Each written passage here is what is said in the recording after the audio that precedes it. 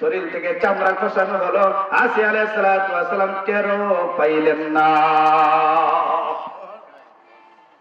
जन्नत दो जग से आरब क्या करो, आरज़ू है मैं तुझे देखा करो। আসসালাম বলেন, ওগো আমার মালিক, ওগো আমার মাওলা, আমি জান্নাতও চাই না, জাহান্নামও চাই না, আমি চাই মাওলা তোমার দিদার। চিল্লায়ে বলে সুবহানাল্লাহ। এই জন্য বলা হয়েছে পর্দার আড়ালের মা ও বোনেরা বেশি থেকে বেশি মাওলার জিকির করা দরকার। আসিয়া আলাইহিস সালাতু ওয়াস সালামের এত আল্লাহর সঙ্গে এত ভালোবাসছে, আর ফেরাউন তার স্ত্রী আসিয়াকে এত নির্যাতন করছে, এত অপমান করছে, এত লাঞ্ছিত করছে, এত লাশ পর্যন্ত শরীর থেকে চামড়া ছুলানো শুরু করিয়া দিছে, তারপরেও স্বামী হিসাবে কোনোদিন তাকে নির্যাতিত করে নাই। কি বলেন ঠিক কিনা? কিন্তু বর্তমান সমাজের বেশিরভাগ নারী, শতকরা 80% নারী স্বামীকে নির্যাতন করে। 80% নারী স্বামীদেরকে নির্যাতন করে। আমি পর্দার আড়ালে মা ও বোনদেরকে বলবো, তোমরা যদি জান্নাত পেতে চাও, তোমরা যদি জান্নাত কামাই করতে চাও, তাহলে স্বামীর সম্মান ব্যতীত, স্বামীর মর্যাদা স্বামীকে না দেওয়া পর্যন্ত কোনদিন জান্নাতে যাইতে পারবা না। স্বামীকে যদি মর্যাদা না দিতে পারো, স্বামীকে যদি সম্মান না দিতে পারো, তাহলে কোনদিন জান্নাতে যাইতে পারবা না। জান্নাতে তো যাইবা দূরের কথা, জান্নাতের ঘ্রাণও পাবা না। অনেক স্ত্রী আছে, স্বামী এত কষ্ট করে রোজগার করতেছে, বলে তুমি এটা আনলা না, ওইটা আনলা না, স্বামীকে জিজ্ঞাসা করে নাই যে আজকে আপনার আয় কত, ইনকাম কত, আপনি কিভাবে বাজারটা আনলেন, কেন বাকি আনতে পারলেন না, কোনোদিন জিজ্ঞাসা করে নাই।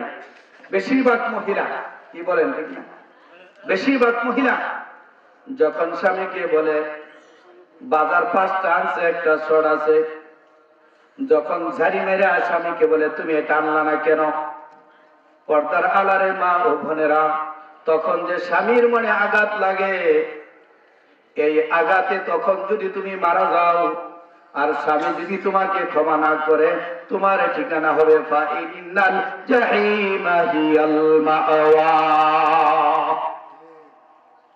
তোমার ঠিকানা হবে জাহান্নাম। হযরত ফাতেমা আলাইহিস সালাতু, ফাতেমা রাদিয়াল্লাহু তাআলা আনহা, দেখেন উনি হলেন জান্নাতের সরদারনি। সুবহানাল্লাহ, সুবহানাল্লাহ। স্বামীর সাথে কত ভালোবাসা ছিল, স্বামীকে কত সম্মান করতেন, কত ভালোবাসতেন। ফাতেমা রাদিয়াল্লাহু তাআলা আনহা আল্লাহ রাসূল সাল্লাল্লাহু আলাইহি ওয়াসাল্লামের ইন্তেকালের পরে, আল্লাহ রাসূল সাল্লাল্লাহু আলাইহি ওয়াসাল্লাম যখন ইন্তেকাল করবেন, এমন সময় আল্লাহ রাসূল সাল্লাল্লাহু আলাইহি ওয়াসাল্লামের ইন্তেকাল মুহূর্তে ফাতেমা রাদিয়াল্লাহু তাআলা আনহা এমন কান্না শুরু করলেন, ফাতেমা রাদিয়াল্লাহু তাআলা আনহা যেন মরার উপক্রম হয়ে যাবে। আল্লাহ রাসূল সাল্লাল্লাহু আলাইহি ওয়াসাল্লামের কলিজা তো আর মানায় না। আল্লাহ রাসূল সাল্লাল্লাহু আলাইহি ওয়াসাল্লামের কলিজার টুকরা নয়নের মণি ফাতেমা তুজ-জাহরা রাদিয়াল্লাহু তাআলা আনহা কান্না করবে, আল্লাহ রাসূল সাল্লাল্লাহু আলাইহি সাল্লাম সহ্য করবে, এটা কখনো হয় না। আল্লাহ রাসূল সাল্লাল্লাহু আলাইহি সাল্লাম ইন্তেকালের সময় আল্লাহ রাসূল দুনিয়া থেকে চলে যাবে, এই মুহূর্তে ফাতেমা রাদিয়াল্লাহু তাআলা আনহা এমন কান্না শুরু করলেন, কান্না আর কেউ থামাইতে পারে না। আল্লাহ রাসূল সাল্লাল্লাহু আলাইহি সাল্লাম দুনিয়া থেকে বিদায় হয়ে যাবে। ফাতেমা রাদিয়াল্লাহু তাআলা, আমি তো এখন এতিম হয়ে যাব, আমি তো বাবা ডাকতে পারবো না, বাবা ডাকার মতো তো আমার আর কেউ থাকবে না।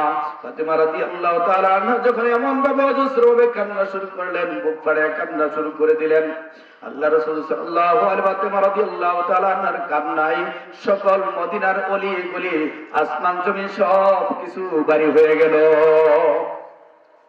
ফাতেমা রাদিয়াল্লাহু তাআলা আনহার কান্না দেখে আল্লাহ রাসূল সাল্লাল্লাহু আলাইহি সাল্লাম মৃত্যুর শয্যায় উপনীত।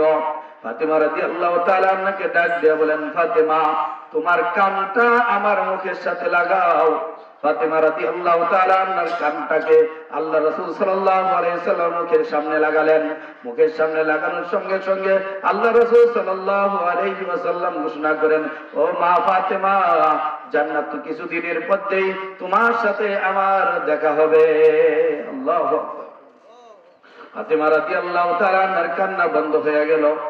হযরত আয়েশা সিদ্দিকা রাদিয়াল্লাহু তাআলা আনহা ডাক দিয়া বলেন, ও ফাতেমা, তোমার কান্না বন্ধ হলো কারণ কি? আল্লাহ রাসূল কি বলেছে? ফাতেমা রাদিয়াল্লাহু তাআলা আনহা বলেন, আল্লাহ রাসূল সাল্লাল্লাহু আলাইহি ওয়াসাল্লাম বলতেছেন, আমি আর বেশি দিন মনে হয় দুনিয়ার জমিনে বাঁচতে থাকবো না। আল্লাহ রাসূল সাল্লাল্লাহু আলাইহি ওয়াসাল্লামের সঙ্গে অচিরেই আমার সাক্ষাৎ হয়ে যাবে। আল্লাহু আকবার, আল্লাহু আকবার। ফাতেমা রাদিয়াল্লাহু তাআলা আনহা আল্লাহ রাসূল সাল্লাল্লাহু আলাইহি ওয়াসাল্লাম ইন্তেকাল করলেন।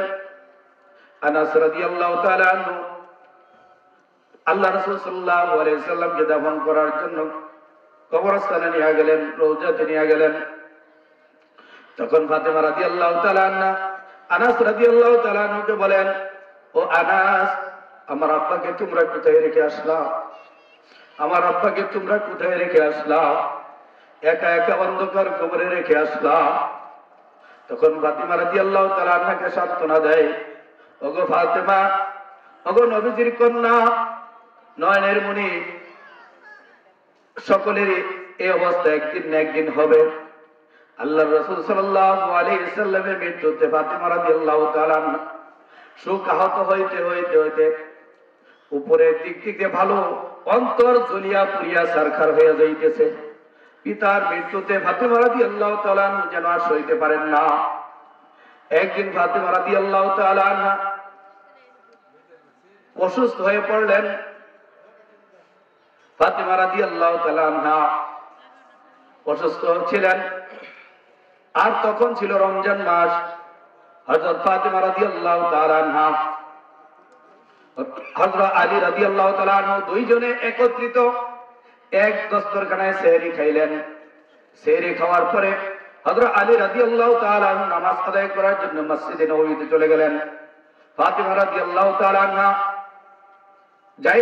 নামাজ সেহরি খাওয়ার পরে নামাজে বসে নামাজ আদায় করতেন এবং ইশরাক না পড়িয়া কোনদিন ফাতেমা রাদিয়াল্লাহু তাআলা আনহা ফজরের নামাজের পরে ইশরাক না পড়া পর্যন্ত ফজরের নামাজ আদায় করতেন, মুসল্লায় বসে থাকতেন, জিকির আজকার করতেন, তারপরে ইশরাক পড়তেন, তারপরে দুনিয়ার কাজে ছড়াইয়া যাইতেন, রান্না বান্নার কাজে, বিভিন্ন কাজে ছড়াইয়া যাইতেন।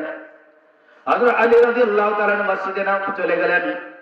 নামাজ পড়িয়া তিনি বাসায় এসে ফিরে থেকে মুসল্লায় ফাতেমা রাদিয়াল্লাহু তাআলা নাই। কি ব্যাপার? ফাতেমা না অসুস্থ? আর কোনদিন তো ফাতেমাকে দেখি নাই যে মুসল্লা ইশরাক করা ব্যতীত মুসল্লা ছেড়িয়া দেওয়া। ফাতেমা রাদিয়াল্লাহু তাআলা তখন ফাতেমা রাদিয়াল্লাহু তাআলাকে খোঁজার জন্য হযরত আলী রাদিয়াল্লাহু তাআলা এই রুম ও রুম, এই ঘর ওই ঘরে খোঁজা শুরু করলো। তারপরে যে দেখে রান্না করে ফাতেমা তুজহারা রাদিয়াল্লাহু তাআলা আনহা অনেক বড় একটা পাতিলের মধ্যে পানি দিয়া হাসান এবং হুসাইনের কাপড় চোপড়গুলি পরিষ্কার করার জন্য বসাইছে। আর অনেকগুলি আটা গুছে খামে দেওয়ার জন্য রুটি বানাবে। আলী রাদিয়াল্লাহু তাআলা জিজ্ঞাসা করে, ও ফাতেমা, তুমি না অসুস্থ?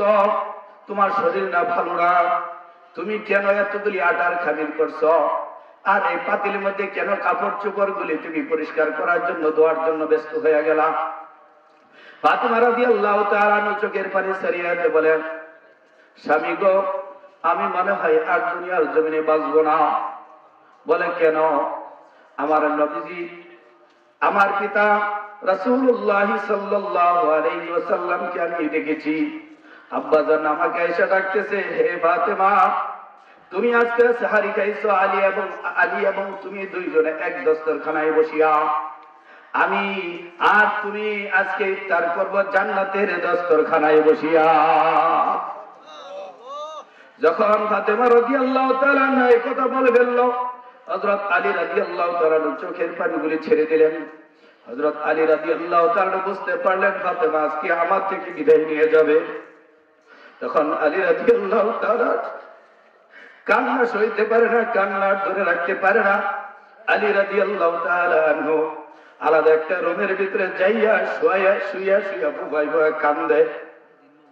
আলী রাদিয়াল্লাহু তাআলা আনহুর বুঝ হয়ে গেছে ফাতেমা আজকে আমাকে ছেড়ে চলে যাবে, হাসান হুসাইন আজকে ছেড়ে চলে যাবে, দুনিয়ার জমিন ত্যাগ করে আজকে আমাদেরকে এতিম করে অসহায় করে চলে যাবে।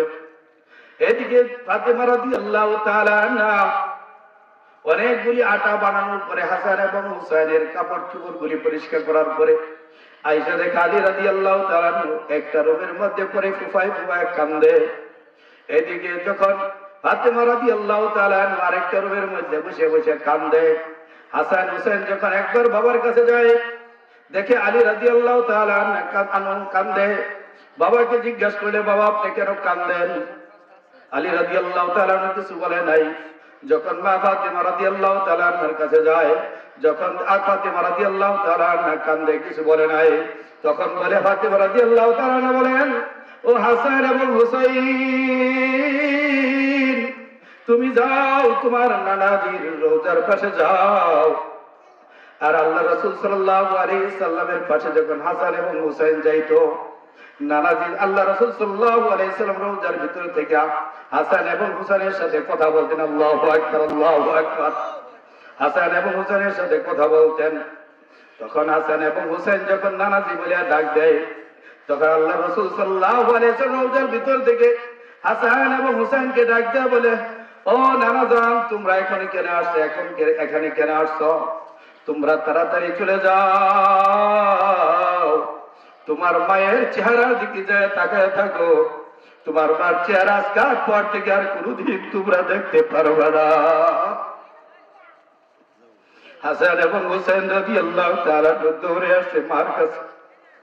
মাকে যায় বলতেছে, মা তোমরা আমাদের কাছে কি লুকাইছো? তোমরা আমাদের কাছে কি লুকাইছো? সেটা আমার নানাজান বলে দিছে। বলে যে কি বলেছে? বলে যে তুমি নাকি আজকে আমাদের থেকে চলে যাবা, তুমি আমাদেরকে ছেড়ে চলে যাইবা। তোমার চেহারার দিকে আমার নানাজান আমাদেরকে তাকিয়ে থাকার জন্য বলেছে।